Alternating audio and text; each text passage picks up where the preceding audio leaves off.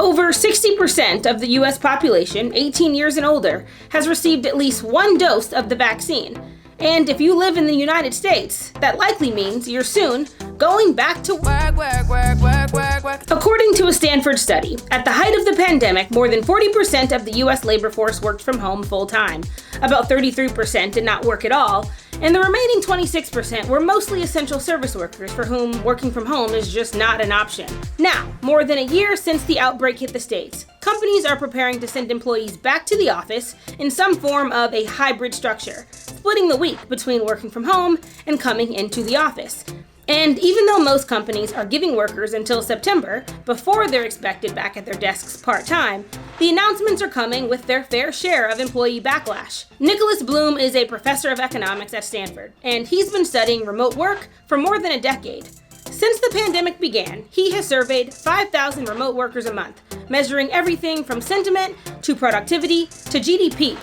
To start, I asked Nick just how often employees like me, who have spent the entire pandemic working from home, want to be back in the office. The interesting thing is that number's been rising since the pandemic began. We've been asking them the same question month on month going back to the beginning of the pandemic. You see that was 2 days back in, May 2020.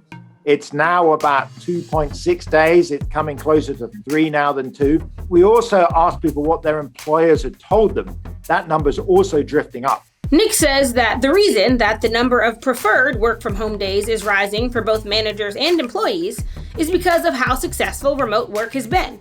Despite all the anecdotes we heard early on about workers being distracted by spouses, kids, and even pets, productivity has been quite high. On average, people were actually reported at least to be slightly more productive working from home than in the office. If you survey firms, we've been serving 500 firms a month over the same period, they gave us a very similar story. I mean, it's hard to think of a bigger surprise, shock for most people as how good working from home has turned out.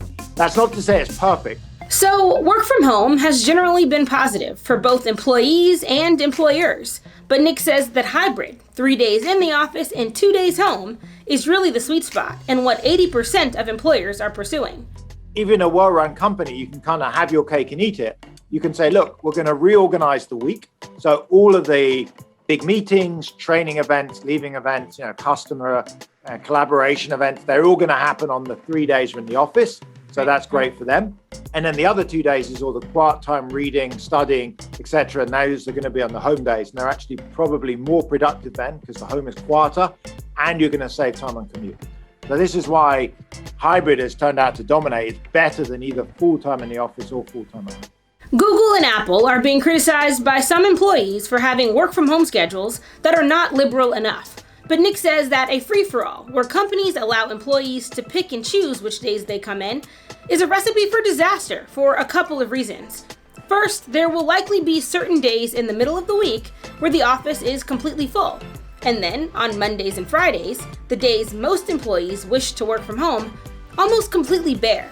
The biggest issue, he says, though, is this model's potential in widening already existing inequality gaps. So, for example, in our data, we see that amongst college graduates with children under the age of 12, women are almost 50% more likely than men to say they want to work from home 5 days a week. Now, if you let everyone choose, very well-meaningly, different groups would choose how many days they work from home.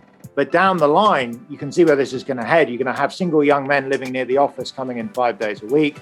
Married people with young kids that live further away, maybe particularly women, maybe disabled people, people with low incomes that don't have good transport. These folks will work from home. They get left behind in promotions and, that. So that's the other concern over the long run. In fact, the main reason, in many ways, I'm against this choice thing.